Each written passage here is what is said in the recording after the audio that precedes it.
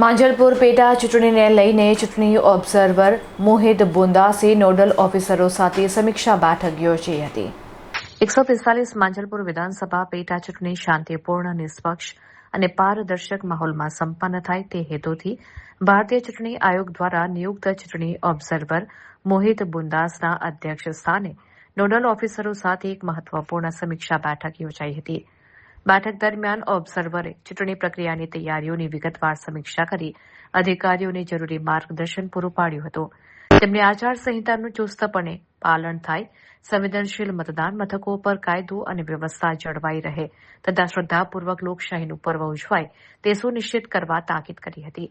પ્રારંભમાં જિલ્લા ચૂંટણી અધિકારી અને કલેક્ટર અનિલ ધામેલિયાએ ઓબ્ઝર્વરનું સ્વાગત કરી ચૂંટણી સંબંધિત કામગીરીની આંકડાકીય માહિતી અને આગામી આયોજન રજૂ કર્યું હતું.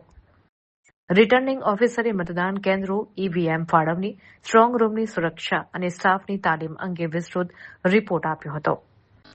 આ સમીક્ષા બેઠકમાં પોલીસ નિરીક્ષક સુનિલકુમાર ચૌધરી, ખર્ચ નિરીક્ષક Aditya Shukla, DCP Abhishek Gupta, DDO Anand Patil, SP Sushil Agarwal, additional collector BS Patel અને નાયબ જિલ્લા ચૂંટણી અધિકારી સુહાની કેલૈયા સહિતના ઉચ્ચ અધિકારીઓ ઉપસ્થિત રહ્યા હતા.